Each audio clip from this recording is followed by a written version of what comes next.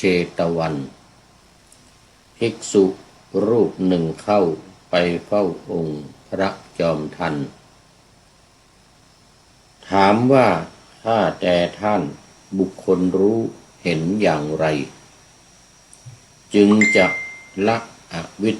ชามืดมิดทั้งหมดได้และวิชชาทั้งหลายจึงจะเกิดขึ้นต่อมาถวายความน้อมน้อมแด่พระรัตนตรัยมีพระพุทธเจ้าเป็นต้นขอถวายความเคารพพระมหาเถระพระเถรานุเถระเจ้าคณะพระสังฆาธิการทั่วโลกมีพระเดชพระคุณพระธรรมเสนาบดีเจ้าคณะภาค7วัดพระธาตุดอยสุเทพเป็นต้นและขออำนวยพรแด่ท่านผู้ฟังท่านผู้ชมสาธุชนพุทธบริษัททั้งหลายวันนี้รายการพระไตรปิฎก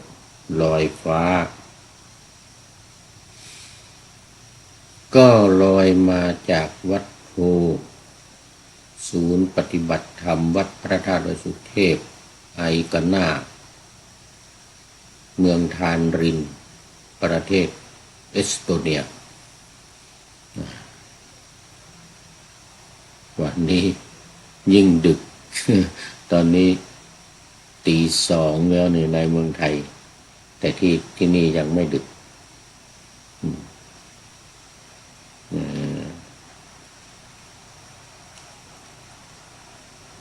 4 ทุ่มทีนี้กำลัง4 ทุ่ม 17 นาที แต่ท่านอื่นๆ FC อื่นๆก็หลับกันหมดเหมือนกันปิดทองหลังพระเข้ามาแล้วสาธุสาธุขอต้อนรับปิดทองหลังพระแต่ต้องดูโปรไฟล์ก่อนปิดทองหลังพระสาธุสาธุยังไม่นอนนะนี่ คนไม่นอนคุณปิดทองหลังพระก็อย่างนี้แหละ ไม่รู้จากทางไหนไม่เป็นไรก็จะไปดูโปรไฟล์ก่อนโมทนานึกว่าไม่มีใครแล้วนะนี่ เพราะว่ามันดึกแล้ววันนี้มีงานบรรพชาสามเณรภาคฤดูร้อน ที่วัดโพธิทำพิธีบรรพชาไปแต่วันนี้ผู้พูดไม่ได้เป็นพระอุปัชฌาย์ท่านเจ้าอาวาสท่านอาจารย์ดร.อันดรุสทิตยาโนเป็นพระอุปัชฌาย์วันนี้บวชสามเณรภาคฤดูร้อนแล้วก็การบวชพิธีบวชก็เป็นแบบเอสาหังพันเตแบบเอสาหังแต่ว่าอย่างผู้พูดนี่ถ้าบวชก็ต้องเป็นอุกาสะคือเรามีพิธีบวชอยู่2 อย่างคืออุกาสะที่เป็นแบบดั้งเดิมของคณะสงฆ์ไทยมาตั้งแต่เดิมแล้วก็นี่มามีแบบใหม่คืออุกาสะไม่ใช่เอสาหังพันเตเขาเรียกว่าแบบบวชแบบเอสาหังพันเตอันนี้เป็นแบบใหม่ที่ตั้งขึ้นมาใหม่โดยคณะสงฆ์ธรรมยุติกนิกายอันมี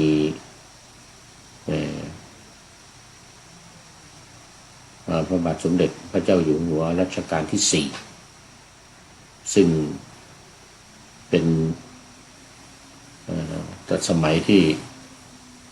ทรงผนวดอยู่ที่วัดมหาธาตุก็ได้แยกนิกายออกไป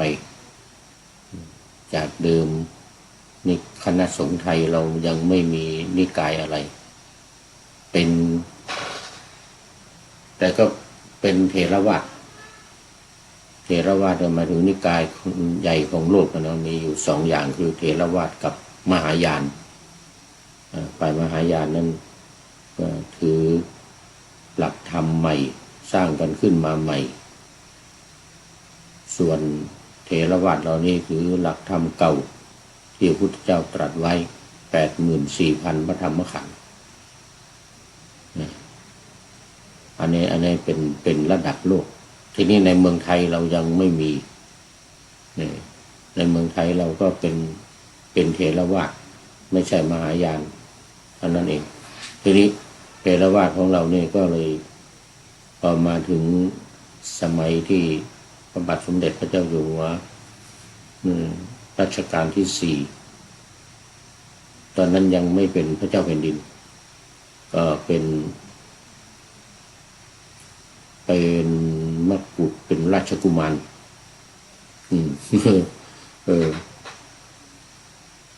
ตอนที่พระบาทสมเด็จพระเจ้าอยู่หัวรัชกาลที่ 2สวรรคตตอนนั้นก็พระบาทพระเจ้าอยู่หัวรัชกาลที่ 3รัชกาลที่ 2นี่พระพุทธเลิศล้านนภาลัยนะรัชกาลที่ 3ขึ้นครองราชย์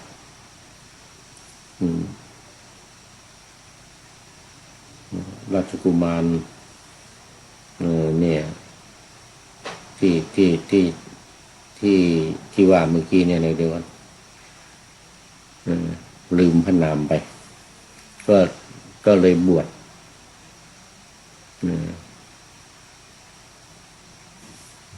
ออกบวช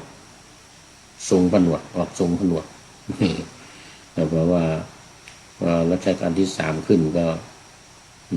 ต้องไปทรงผนวดก่อน27 พรรษา27 ปี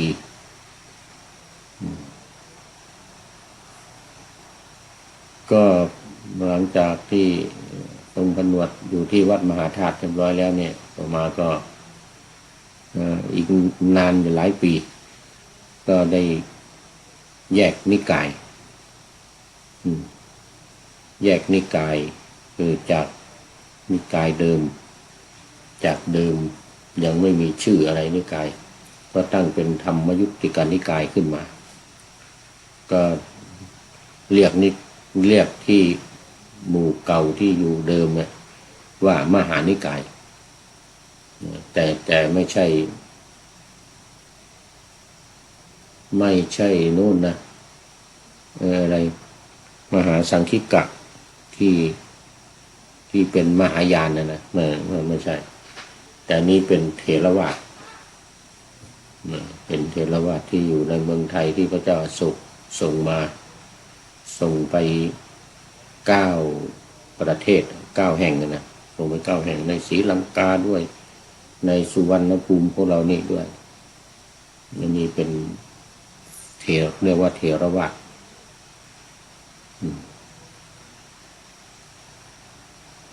พอมาแยกพอตั้งธรรมยุตติกานิกายขึ้นในประเทศไทยตอนนั้นพระบาทสมเด็จพระเจ้าอยู่หัวรัชกาลที่ 4ยังทรงผนวดอยู่ทรงเป็นผู้แยกคณะสงฆ์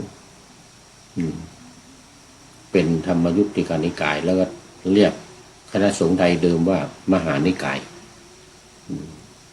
เป็นมหานิกายเหมือนกับตอนที่มหาสังคิกะหรือฝ่ายมหายานแยกตัวออกนั่นแหละตอนนั้นก็เรียกพวกเราเดิมเนี่ยว่าหินยานเรียกพระเถรวาทที่ถือหลักธรรมเดิมที่พุทธองค์ตรัสไว้นี่นะตามนี่เลยนะเหมือนเดิมนี่นะทั้งธรรมะทั้งวินัยเหมือนเดิมหมดทุกอย่างเรียกว่าหินยาน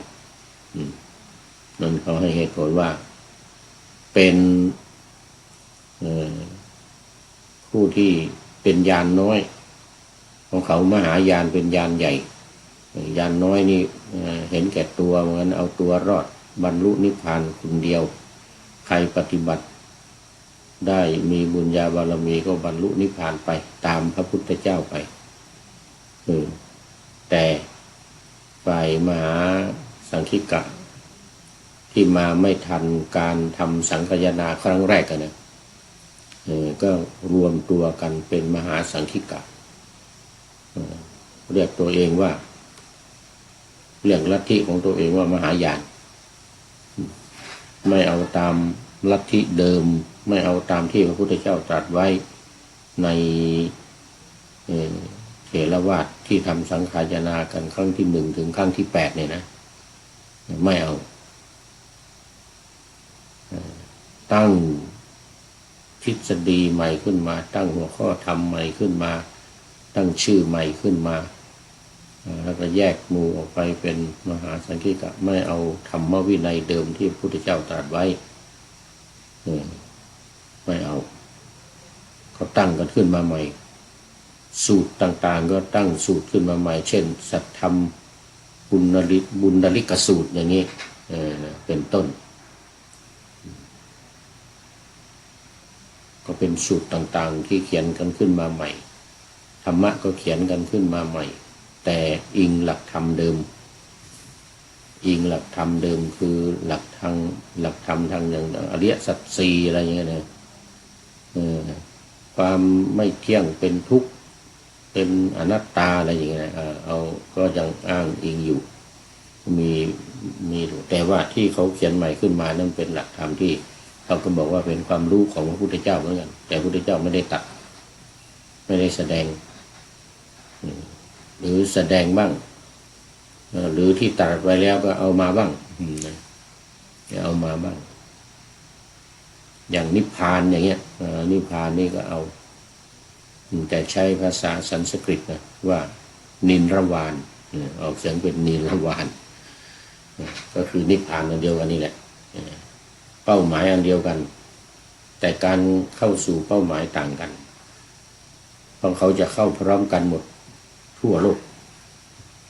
ตอนนี้ยังไม่มีใครเข้ายังไม่มีใครเข้าแล้วเขาเรียกเป้าหมายสูงสุดว่าพุทธะเข้าเป็นพุทธะตอนนี้คนที่ถึงแม้ว่าจะสามารถตรัสรู้ได้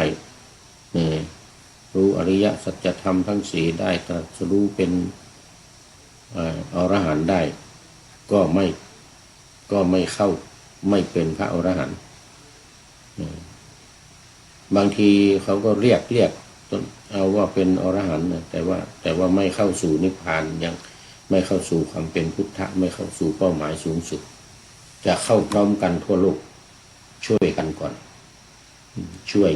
ตอนนี้แล้วจะเข้าเป็นเข้านิพพานนะพร้อมกันแต่ของเดิมเราเนี่ยเถรวาทเนี่ยที่เขาเรียกเราว่ามหายานเนี่ยคือใครสามารถบรรลุได้ก็เข้าไปก่อนเลยใครสามารถเข้านิพพานได้เข้าไปก่อนเลยเหมือนพระพุทธเจ้าตรัสรู้แล้วจึงมาสอนคนทีหลังให้คนอื่นตามเข้าไปแต่ของฝ่ายมหายานไม่อย่างนั้นฝ่ายมหายานนี่ต้องรอทุกคนให้พร้อมกันหมดทั่วโลกเนี่ยไม่รู้เมื่อไหร่นะไม่รู้เมื่อไหร่เหมือนกันทุกคนพร้อมก็เข้าสู่ความเป็นพุทธภาวะเข้านิพพานพร้อมกันตอนนี้ยังไม่เข้าถึงจะมีความสามารถแต่ก็ไม่เข้า เขาเรียกอรหันต์อย่างทางฝ่ายจีนนี่เขาจะมีอรหันต์จีกงนี่นะพระจีกงหรือแม่กวนอิมเนี่ยอันนี้ก็สามารถเข้านิพพานได้นะแต่ไม่เข้ายังเป็นโพธิสัตว์อยู่เป็นโพธิสัตว์เหมือนพระพุทธเจ้าตอนเป็นโพธิสัตว์นั่นแหละบำเพ็ญบารมีแต่บำเพ็ญต่างกันนะของฝ่ายมหายานนี่จะบำเพ็ญโดยการช่วยเหลือคนอื่นโดยการช่วยเหลือกันแล้วให้เข้านิพพานพร้อมกันแต่พระพุทธเจ้านี่ช่วยเหลือตัวเองช่วยเหลือคนอื่นน้อยช่วยเหลือ ตัวเองมาก 80%ช่วยเหลือตัวเองก่อนตรัสรู้เนี่ยนะจนถึงปีที่อายุ36 ปีสุดท้ายบำเพ็ญช่วยเหลือตัวเองมากที่สุดแต่พอตรัสรู้แล้วจึงช่วยคนอื่นอีก 80% เหมือนกันสำหรับตัวเองนิดหน่อยสักประมาณ 20%แทบจะไม่มีอาจจะกล่าวได้ว่า 90% 95เลยก็ได้ หลังจากตรัสรู้มาแล้วเนี่ย45 พรรษาเนี่ยนะบำเพ็ญประโยชน์เพื่อผู้อื่นทั้งนั้นเลยของตัวเองมีนิดๆหน่อยๆเช่นการหลับการบรรทมนี่นะการบรรทมการเข้าฌานสมาบัติการพักผ่อนเข้าฌานนี่นะเล็กๆน้อยๆแต่ส่วนใหญ่22 ชั่วโมงเนี่ยเพื่อคนอื่นทั้งนั้นเหลืออีก2 ชั่วโมงใน24นะเหลืออีก2 ชั่วโมงก็พักผ่อนหลับนอน2 ชั่วโมงตื่นเช้ามาก็เอาละดูสัตว์โลกละทำเพื่อผู้อื่นไม่จะเดินจงกรมไม่จะทำสมาธิเข้าสมาบัติอะไรก็ทำเพื่อคนอื่นทั้งนั้นเลยนี่ต่างกันกับฝ่ายมหายานนะต่างกันกับฝ่ายมหายานที่เขาจะเข้าพร้อมกันจะเข้านิพพานพร้อมกันจะเข้าความเป็นพุทธภาวะพร้อมกันบางนิกายว่าพุทธเกษตรจะเข้าไปพุทธเกษตรข้างบนนู่นเขตของพระพุทธเจ้าคำว่าพุทธเกษตรแปลว่าเขตเกษตรแปลว่าเขตแปลว่าที่ดินที่นาเนี่ย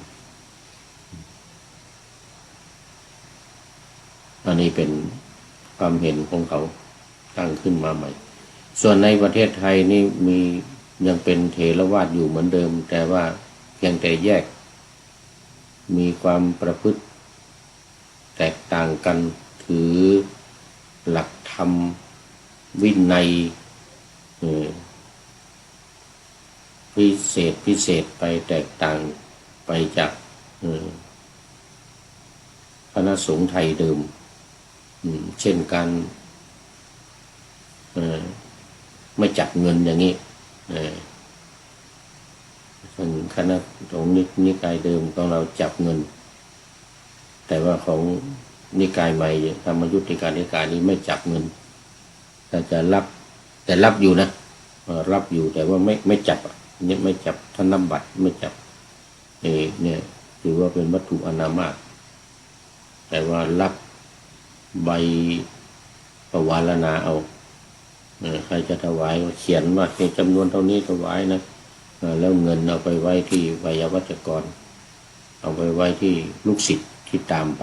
สมมติว่าเนี่ยไปรับสังฆทานนี่นะไปสวดมนต์ก็มีลูกศิษย์ไปด้วยก็เขาถวายก็เขียนใบถวายว่าจำนวนเท่านี้แล้วเงินนะเอาให้ที่ลูกศิษย์หรือไวยาวัจกรถือไว้นู่นเอาไปให้ที่วัดนู่นคือไม่จับต่อหน้าญาติโยมไม่จับต่อหน้าเอาไปจับที่วัดนู่นหรือเอาเข้าธนาคารอะไรก็ว่าไปรับอยู่เหมือนกันแต่ว่าไม่จับอย่างนี้เป็นต้นนะก็มีหลายอย่างหลักการหลายอย่างที่ฝ่ายธรรมยุทธิกนิกายได้กำหนดกฎเกณฑ์กันขึ้นมาฉันภัตตาหารในบาตรอย่างนี้ฉันในบาตรซึ่งฝ่ายมหานิกายเรานี่ตอนหลังมานี่มีเหมือนกันอย่างสายหลวงปู่ชาก็ถือปฏิบัติเหมือนธรรมยุทธิกนิกายเหมือนพระป่าฉันในบาตร มีสายหลวงพ่อมีวัดสังฆทานเนี่ยหลวงพ่อสนองวัดสังฆทานที่นนทบุรีเนี่ยอันนี้ท่านก็เหมือนธรรมยุทธ์คือไม่จับเงินแต่ก็รับเข้าเป็นของกลางก็รับเป็นของวัดใช้จ่ายเงินอยู่แต่ว่าใช้จ่ายในนามของวัดคือใครจะเอาเงินมาถวายอะไรเนี่ยไม่จับนะแต่เอาเข้าวัดไปไม่เอาเป็นของตัวเองไม่เอาเป็นของตัวเองเอาเข้าส่วนกลางของวัดเงินส่วนตัวไม่มีไม่ให้เอาเป็นของตัวเองเอาเป็นของส่วนกลางแล้วก็ใช้จ่ายส่วนกลางภายในวัด จะไปไหนก็ได้หมดไปต่างประเทศไปอะไรก็ทางวัดเป็นคนจ่ายให้กรรมการวัดกรรมการวัดจ่ายให้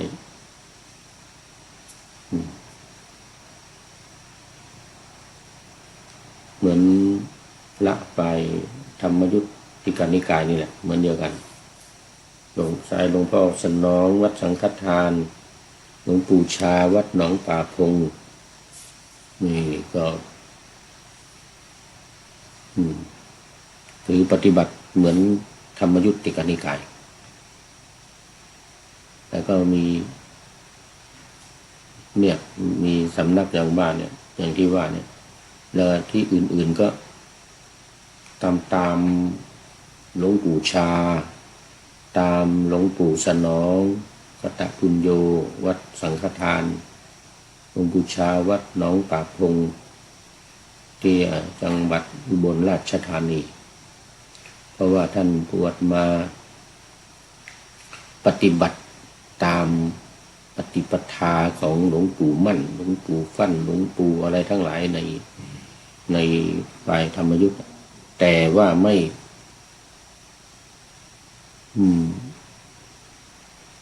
เปลี่ยนจากมหานิกายเป็นธรรมยุทธ์เท่านั้นเอง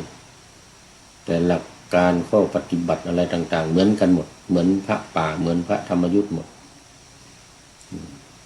เรื่องการจับเงินเรื่องการรับเงินเรื่องการ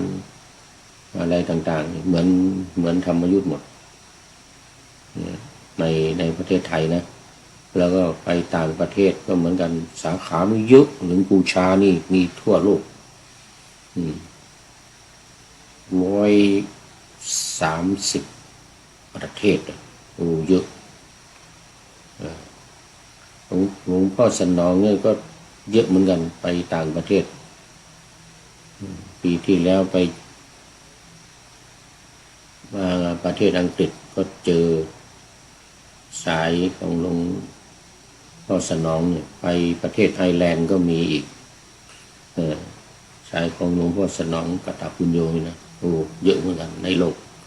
หลายประเทศไม่หลายประเทศ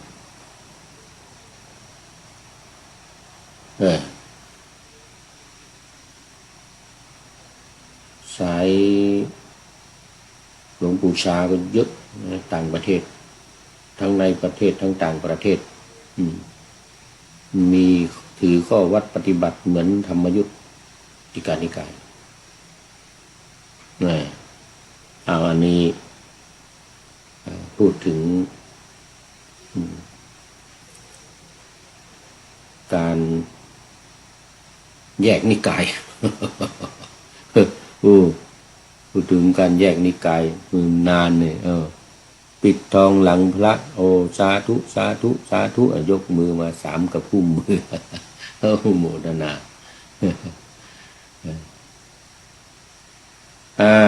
นี่เอาละพอละเรื่องนิกายเข้ามาเรื่อง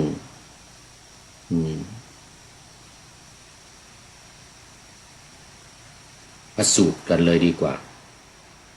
พระสูตรวันนี้ยังอยู่ยังอยู่ ระสุตตันตปิฎกเล่มที่18สังยุตตนิกายนะสลายตนะวรรค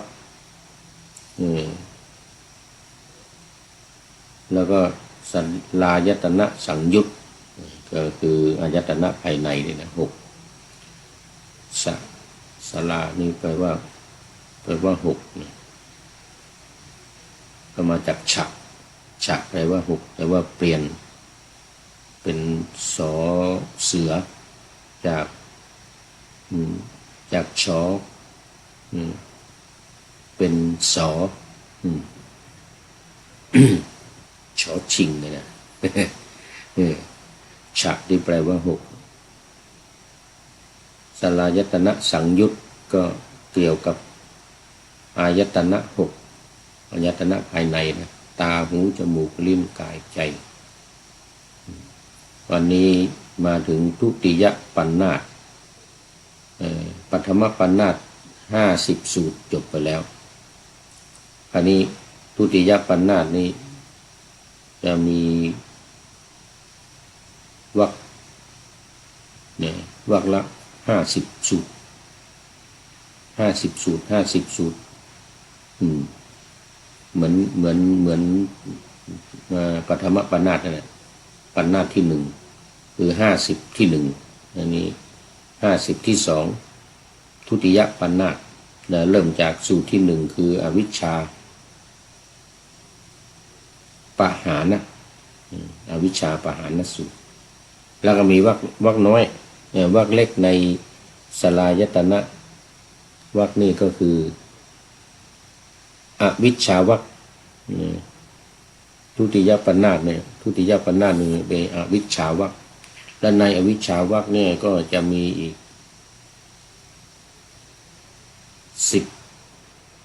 10สูตรอย่างน้อย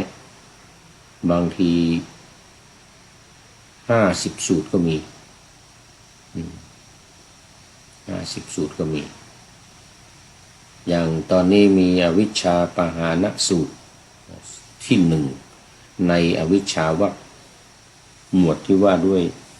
อวิชชาความไม่รู้นะทีนี้สูตรที่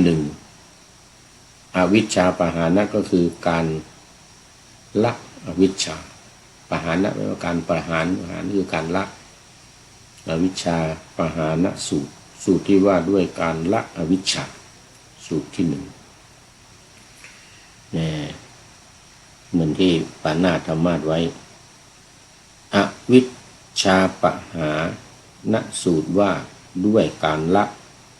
อวิชชาโมหะเกิดขึ้นณเชตวันคำว่าอวิชชาโมหะนี่ก็หมายถึงว่ามันเป็นอันเดียวกันขีดวิชชาขีดโมหะคือความหลงที่เราแปลคำว่าความหลงเนี่ยมันอันเดียวกันกับอวิชชาความไม่รู้นะอวิชชากับโมหะนี่คือตัวเดียวกันคือความหลงนี่ก็คือไม่รู้นี่หมายถึงไม่รู้อริยสัจจะทำ4ประการนะไม่ได้หมายถึงไม่รู้อย่างอื่นไม่รู้อริยสัจธรรม4ประการเกิดขึ้นที่อเชตวันก็คือวัดของอนาถบิณฑิกาเศรษฐีเมืองสาวัตถีนั่นเองภิกษุรูปหนึ่งเข้าไปเฝ้าองค์พระจอมทันถามว่าข้าแต่ท่านบุคคลรู้เห็นอย่างไรจึงจะ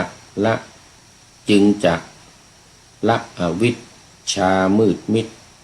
ทั้งหมดได้และวิชชาทั้งหลายจึงจะเกิดขึ้นต่อมาเมื่อละวิชชาแล้วก็กลายเป็นวิชชาเกิดขึ้นแต่ต้องละอวิชชาก่อนแล้ววิชชาจะเกิดขึ้นนะส่วนวิชชาในที่นี้นี่จะหมายถึงการรู้อรหัตตมรรคหรือการบรรลุอรหัตตมรรคยังไม่ถึงอรหัตผลนะที่นี่เพียงแต่รู้ก็เรียกว่าอรหัตตมรรคเหมือนกับอรหัตเหมือนกับอนาคามิมรรคสกทาคามิมรรคโสดาปัตติมรรคอะไรโสดาปัตติมรรคก็รู้สังโยชน์ 3 ข้อ1 2 3สักกายทิฏฐิวิจิกิจฉาศีลพัตตปรมาสอย่างนี้รู้เท่านั้นยังไม่ละนะพอละได้ละสักกายทิฏฐิละวิจิกิจฉาละศีลพัตตปรมาสได้จึงเป็นโสดาปัตติผลเนี่ยคู่มรรคผลมรรคผลหนึ่งคู่กันอย่างนี้สกทาคามิมรรคนี่ก็คือรู้กิเลสอีก3 ตัวแล้วก็ทำให้เบาบางลงเรียกว่าโสดาปัตติผลไอ้สกทาคามิผลแต่รู้อย่างเดียวคือสกทาคามิมรรครู้กิเลส3 ตัวเพิ่มเข้ามาราคะโทสะโมหะเป็นสกทาคามิมรรคพอละได้ก็คือทำให้เบาบางลงได้ยังไม่หมดนะยังละไม่หมดเบาบางลงเป็นสกทาคามิผลส่วนเหมือนอนาคามีก็อนาคามีมรรคเนี่ยรู้กามราคะและปฏิฆะเพิ่มเข้ามา2 ข้อแต่ยังละไม่ได้ยังไม่ละเรียกว่าอนาคามีมรรคพอละอนาคามีมรรคคือละกามราคะและปฏิฆะนี้ได้เป็นพระอนาคามิผลอย่างนี้ส่วนอรหัตตมรรคนี่ก็รู้อย่างเดียวรู้5 ข้อที่เป็นอุทธัมภาคิยสังโยชน์เบื้องบนคือรูปราคะมานะอุทธัจจะและอวิชชานี่รู้5 ข้อนี้เรียกว่าจะรู้ชัดเจนแจ่มแจ้งนะรู้แบบวิปัสสนาเลย รู้แจ้งเห็นจริงก็คืออรหัตตมรรคเรียกว่าอรหัตตมรรค5 ข้อเบื้องบนสังโยชน์เบื้องบน5 ข้อเนี่ย6 7 8 9 10เนี่ย6รูปราคะ7อรูปราคะ8มานะ9อุทธัจจะ10อวิชชาเนี่ยอันนี้เรียกว่าอรหัตตมรรคเพราะฉะนั้นในที่นี้คำว่าวิชาเนี่ยวิชาในสูตรนี้มาจากอวิชชาอวิชชาว่าไม่รู้วิชาแปลว่ารู้แต่ว่ารู้เพียงแค่อรหัตตมรรคอรหัตตมรรคก็คือรู้ว่ารูปราคะเป็นอย่างไรอรูปราคะเป็นอย่างไรมานะเป็นอย่างไรอุทธัจจะข้อที่9เป็นอย่างไรข้อที่10อวิชชาเป็นอย่างไรเนี่ยอันนี้เรียกว่ารู้แต่ยังไม่ละยังมีอวิชชาอยู่ยังมีมานะยังมีรูปราคะอรูปราคะยังมีอะไรข้อที่9อุทธัจจะความฟุ้งซ่านความจิตที่หดหู่ไม่สดใสจิตไม่ยังจิตเนี่ยยังมีความฟุ้งซ่านอยู่ซัดสายไปมาไม่มั่นคงเรียกว่าอุทธัจจะนั่น5 ข้อเบื้องปลายเบื้องบนเนี่ยจึงเรียกว่าเป็นสิ่งที่พระอรหัตตมรรครู้อรหัตตมรรครู้5 ข้อนี้แต่ยังละไม่ได้ยังไม่ละก็เป็นเพียงแค่อรหัตตมรรค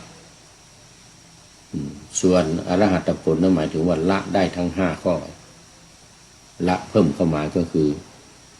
รูปราคะเป็นต้นอวิชชาเป็นที่สุดเนี่ยทีนี้มาดูใจความในทุติยปัญนาถ50 สูตรที่2ต่อไปเนี่ยนะอวิชชาวรรคก่อนอวิชชาวรรคนี่มี10 สูตรเดี๋ยวจะมีอีก4 วรรครวมแล้วจะเป็น5 วรรคละ5 วรรคละ10 สูตรก็เป็น50 สูตร1อวิชชาปหานะว่าด้วยการละอวิชชาเรื่องก็เกิดขึ้นที่สาวัตถีภิกษุรูปหนึ่งเข้าไปเฝ้าพระผู้มีพระภาคถึงที่ประทับถวายอภิวาทแล้วนั่งณที่ สมควรได้ทูลถามพระผู้มีพระภาคดังนี้ที่สมควรนี่เคยพูดมาแล้วครั้งหนึ่งนานแล้วเดี๋ยวทบทวนอีกนิดหนึ่งก็ได้ที่สมควรที่เขาเข้าไปนะทำไมต้องมีว่านั่งที่สมควรที่ควรส่วนข้างหนึ่งที่เราแปลกันในบาลีนะเอกัมมันตังนะเข้าไปหาพระผู้มีพระภาคแล้วเนี่ยเอกัมมันตังทิตาสมมุติเทวดาเนี่ยเอกัมมันตังทิตายืนอยู่ณ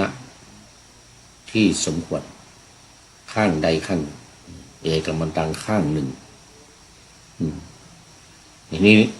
ที่ว่าที่ควรเนี่ยมันคือหมายถึงว่าเว้นปราศจากโทษ6ประการยืนไม่ยืนหรือนั่งก็ตามนะนั่งที่บางทีก็นั่งอยู่ข้างหนึ่งบางทีก็ยืนข้างหนึ่งเนี่ยนะ6ประการนี้คืออะไรบ้าง1ไกลเกินไปอย่างที่สมมติว่าพระพุทธเจ้าประทับนั่งอยู่ตรงนี้ไปยืนอยู่ชิดไกลโน้นอันนี้เรียกว่าไกลเกินไปฟังเสียงก็ถามก็ไม่สะดวกมันเป็นนั่งอยู่ไกลเกินไปยืนก็ยืนไกลเกินไปนะมันไม่ได้ยินไม่ได้ถามไม่ได้พูดคุย2ใกล้เกินไปเมื่อกี้นี้ไกลเกินไปนู่นอันนี้ครับมันนั่งติดพระพุทธเจ้าเลยอย่างนี้นะนั่งข้างหน้าเกินไปติดจนเกินไปนะใกล้เกินไป3มันเป็นโทษนะ3อยู่เหนือลมอยู่เหนือลมของพระพุทธเจ้าไม่ได้สมมติลมไปทางนี้นะพระพุทธเจ้าประทับนั่งอยู่นั้นเราจะไปอยู่เหนือลมทางนี้ไม่ได้ต้องไปอยู่ทางใต้ลมเพราะว่ากลิ่นหรืออะไรทางอะไรมันจะพัดลมจะพัดไปถูกใส่พระพุทธองค์พัดเอากลิ่นที่เราอยู่เหนือลมเนี่ยไม่สมควรเป็นโทษอยู่เหนือลม4สูงเกินไปสมมติว่าที่สูงพระพุทธเจ้าประทับนั่งอย่างนี้แต่เราไปอยู่สูงกว่าพระพุทธองค์อย่างนี้ไม่ได้พระพุทธองค์นั่งข้างล่างต้องอยู่ข้างบนอย่างนี้ไม่ได้นะอาจจะเป็นบนบันไดหรือบนยอดไม้โยมบนภูเขาหรือบนอะไรก็ตามเนี่ยไม่ได้นี่สูงเกินไป5อยู่ตรงหน้าเกินไปสมมติว่าพระพุทธเจ้าประทับนั่งอยู่อย่างเงี้ยนะแล้วก็มาตรงหน้าอย่างนี้เลยไม่ได้นะต้องเฉียงไปหน่อยซ้ายหรือขวาตรงไม่ได้นี่เป็นโทษ6อยู่ข้างหลังเกินไปสมมติว่าพระพุทธเจ้าประทับนั่งอยู่อย่างเงี้ยเราเป็นนั่งอยู่ข้างหลังนู่นเหมือนภาพเหมือนในภาพในฉากมันเป็นอยู่หลังต้นไม้ตรงนี้ หลังจนเกินไปแต่ว่าอยู่ข้างๆก็ไม่ใช่ว่าไม่ใช่ว่ามาข้างหน้าเกินไปนะตรงข้างหน้าไม่ได้ก็เฉียงไปนิดหนึ่งแต่ไปอ้อมมาอยู่ข้างหลังเลยก็ไม่ได้มองไม่เห็นพุทธเจ้าก็ทอดพระเนตรไม่เห็นตัวเองก็มองไม่เห็นว่าหน้าพระพุทธเจ้านี่ อยู่หลังเกินไปแล้วก็ 6หมดแล้วกัน หมดละ6ข้อก็ขอไปเสียงยังไม่ค่อยดีหมดเลย6ข้ออันนี้คือ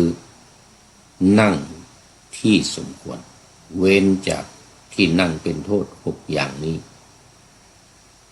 1ไกลเกินไป2ใกล้เกินไป3อยู่เหนือลม4สูงเกินไป5อยู่ตรงหน้าติดเกินไป6ข้างหลังเกินไป76ข้อหลังเกินไปเหมือนกับปิดทองหลังพระอย่างนี้นะมันมีคนเห็น ไม่มีคนเห็นไปเที่ยวปิดทองอยู่หลังพระแต่เขาบอกมันมีคนพูดว่าปิดทองเนี่ยไปปิดทองหลังพระยังไม่แน่เหมือนกันสู้ปิดทองตูดพระหรือก้นพระเหมือนกัน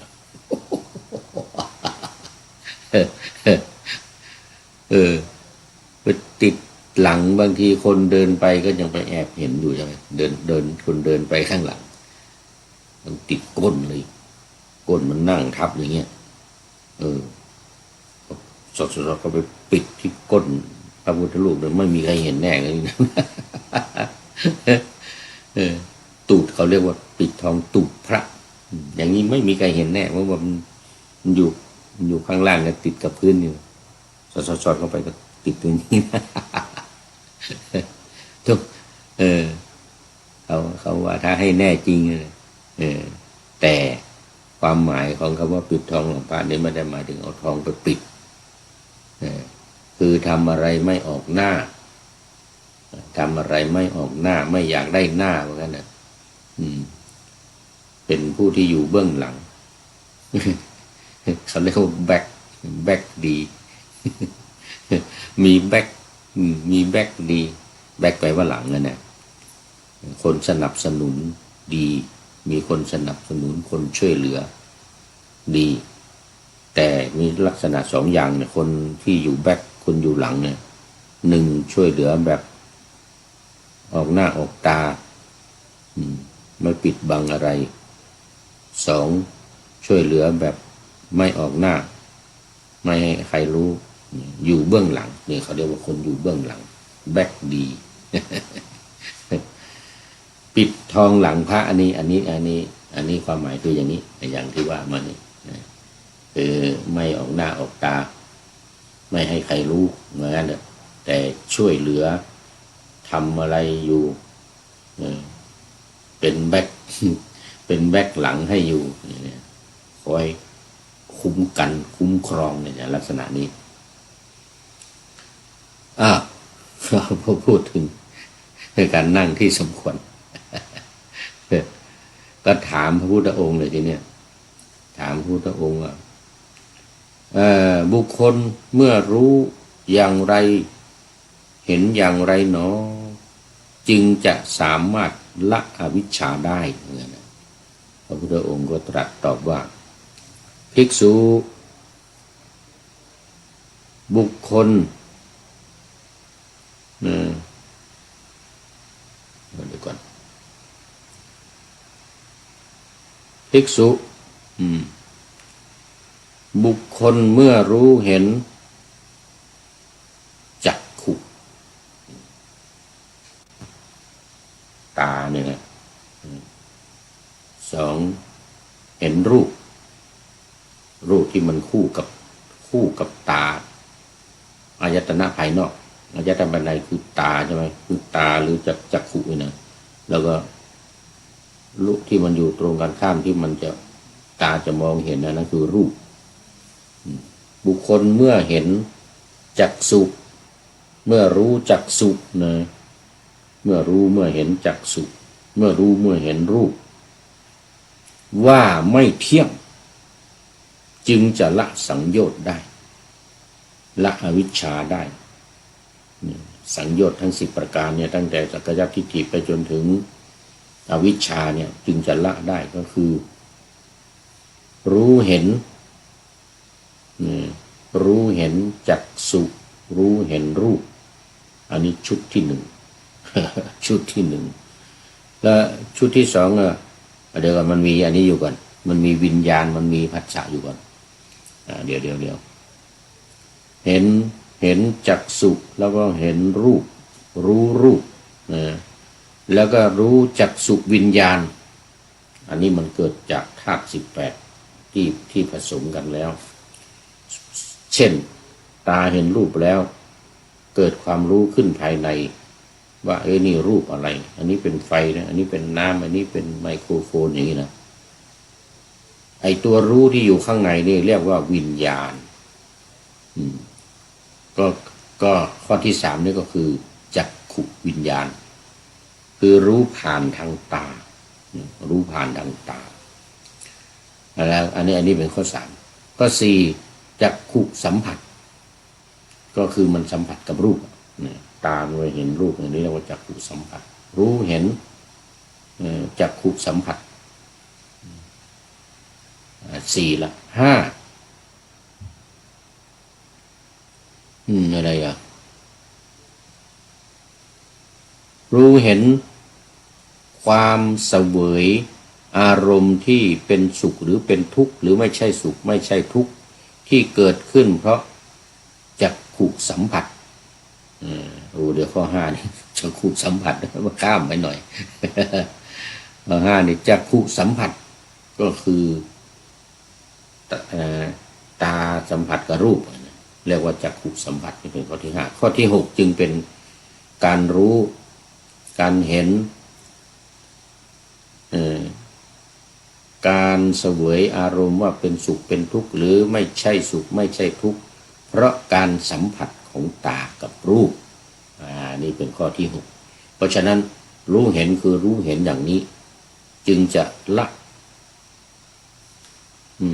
อวิชชาหรือละสังโยชน์ทั้งหมดได้นี่เป็นข้อที่เป็นชุดที่ 1ชุดที่ 1ชุดที่ 2หูกับเสียงก็เหมือนเดียวกันรู้เห็นหูกับเสียงรู้เห็นโสตแล้วก็รู้เห็นสัทธะคือเสียงรู้เห็นรูปรู้เห็นเสียงรู้เห็นสัทธะนี่อันนี้ก็อีกชุดนี้ก็ 6เหมือนกันโสตวิญญาณโสตสัมผัสโสตวิญญาณโสตสัมผัสแล้วก็โสต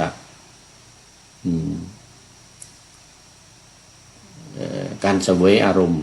ที่เกิดจากโสตสัมผัสทีนี้โสตคานะชิวหากายะมโนเหมือนเดียวกันหมดเลยเหมือนเป็นชุดอย่างนี้แหละชุดละ6ชุดละ6อย่างคือสมมติมโนเนี่ยก็มโน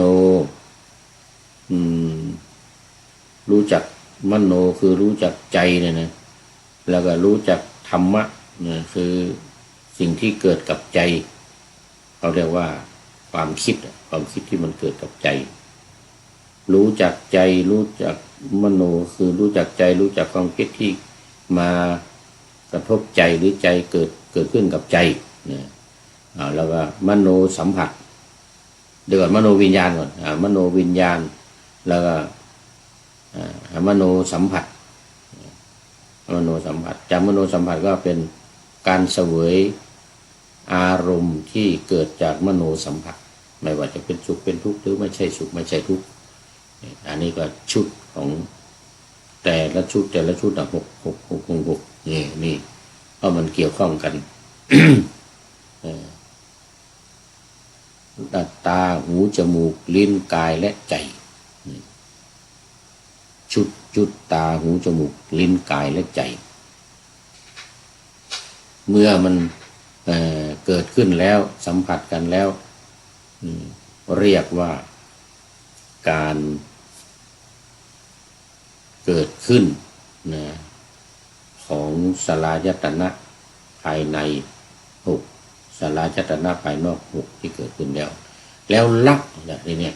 ในสูตรนี้คือปหานะเนี่ยอวิชชาปหานะจึงสามารถที่จะละอวิชชานี้ได้ถ้าหากว่าไม่รู้ไม่เห็นในเรื่องของ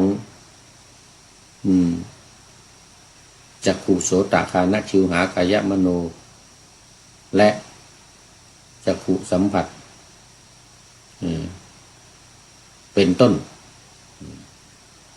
จักขุวิญญาณเป็นต้นจักขุ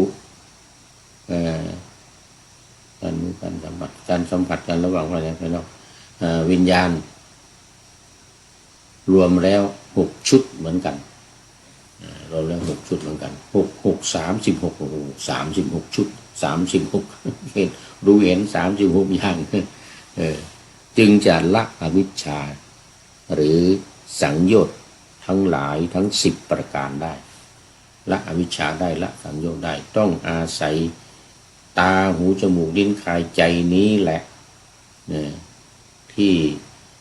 รู้ที่เห็นที่รู้ที่เห็นตอนนี้ต่อไปมันจะมีอีกว่าตาเห็นรูปแล้วเที่ยงหรือไม่เที่ยงจักขุวิญญาณเกิดขึ้นแล้วเที่ยงหรือไม่เที่ยงจักขุสัมผัสเที่ยงหรือไม่เที่ยงจักขุการเสวยระหว่างจักขุสัมผัสที่เกิดจากจักขุสัมผัสโสตสัมผัสฆานสัมผัสชิวหาสัมผัสกายสัมผัสมโนสัมผัสเนี่ยเที่ยงหรือไม่เที่ยงนี่มันในหมวดนี้มันอยู่ในละในสังโยชน์อยู่เอาข้าวไปอยู่ในสังยุตอะไรสังยุตเมื่อกี้นี้สลายตนะสังยุตตาหูจมูกลิ้นกายใจภิกษุทั้งหลายก็ตอบว่าไม่เที่ยงพระเจ้าข้าเมื่อไม่เที่ยงแล้วเป็นทุกข์หรือเป็นสุขเป็นทุกข์พระเจ้าข้าเหมือนเดียวกันเลยนะเมื่อเป็นสุขเป็นทุกข์มีความแปรปรวนเป็นธรรมดาควรหรือที่เราจะเข้าไปยึดไปถือไม่เป็นอย่างนั้นพระเจ้าข้าไม่ควรเข้าไปยึดไปถือเมื่อไม่เข้าไปยึดไปถือแล้วก็จะเกิดความเบื่อหน่ายคลายกำหนัดพ้นจิตหลุดพ้นเสร็จแล้วก็รู้อยู่ว่ากิจที่ควรทำนะทำเสร็จหมดแล้วกิจอื่นที่จะพึงทำอีกไม่มีก็เรียกว่าอยู่จบพรหมจรรย์อยู่จบพรหมจรรย์ไม่มีสิ่งใดที่จะต้องทำอีกแล้วเป็นพระอรหันต์เพราะว่าสามารถละอวิชชาได้เป็นข้อสุดท้ายในสังโยชน์1 2 3 4 5 6 7 8ไม่ต้องพูดถึงอวิชชาก็ละได้แล้วทั้งหมดละได้หมดนี่แหละเรียกว่าเป็นเป้าหมายสูงสุดเป็นพระอรหันต์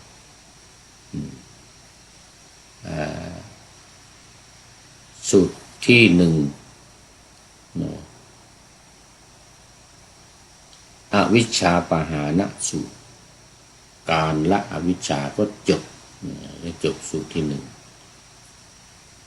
ต่อไปสูตรที่ 2เป็นสัญโยชน์ชนะปหานะอันนี้การละสังโยชน์อีกแล้วก็เหมือนเดิมอีก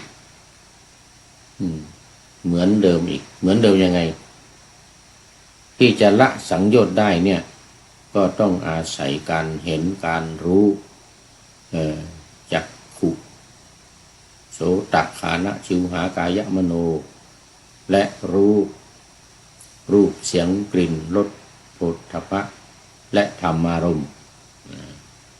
เสร็จแล้วก็รู้จักขุสัมผัส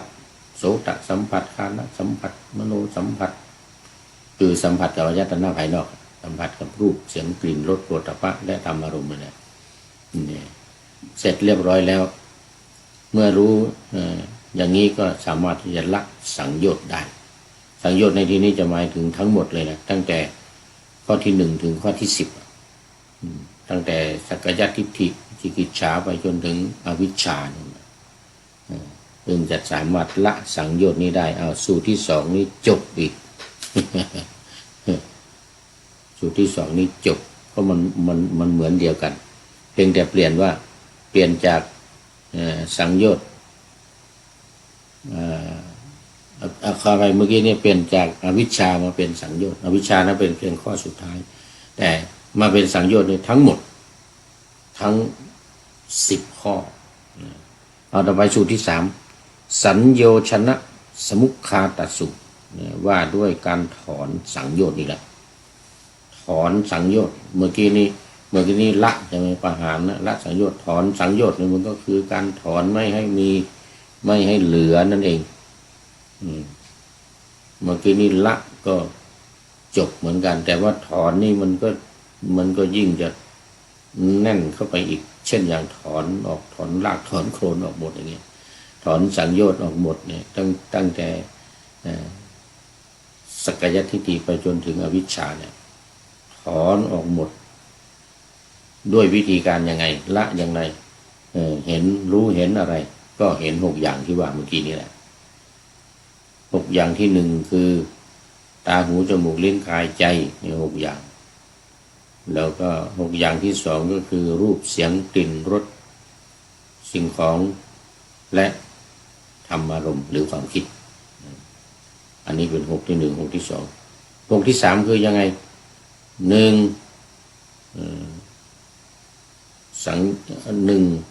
รูป2เสียงแล้วก็3รูป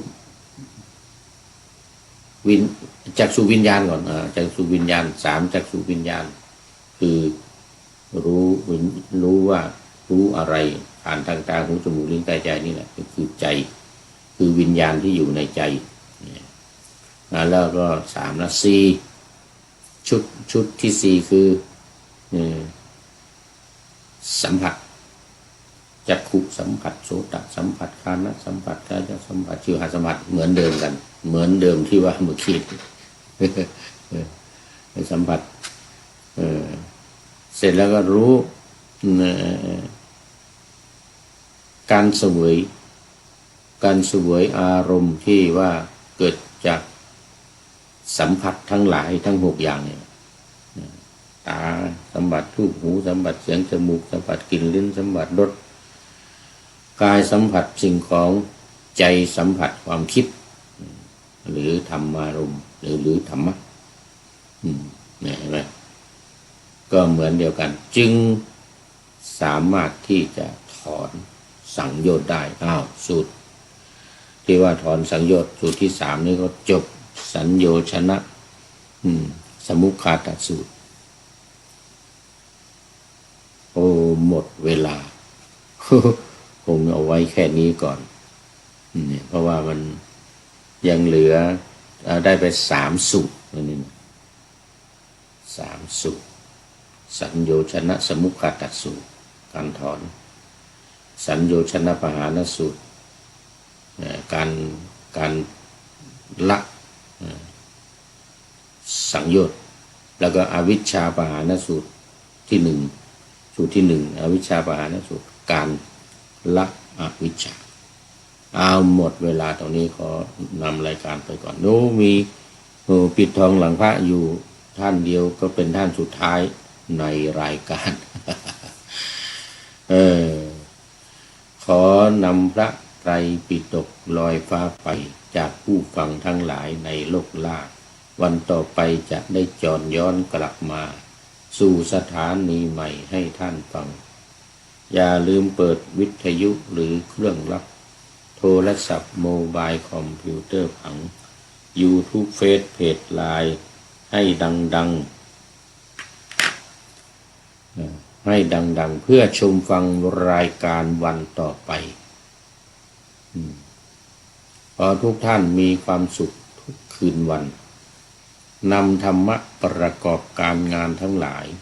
เช่นขยันทำงานทางวาจากายใจขวนขวายกิจการงานนานาบำเพ็ญสาธารณประโยชน์เว้นสิ่งที่มีโทษโหดเยี่ยงสาประกอบแต่กรรมดีมีราคาแสวงหาเงินทองครองใจคนเสียจละพลทรัพย์นับมากน้อยไม่ให้ล้านก็ให้ร้อยไม่ด้อยผลเอื้อคนรวยช่วยคนยากฝากคนจนให้ทุกคนเท่ากันมาตรฐานเดียวขอเจริญพร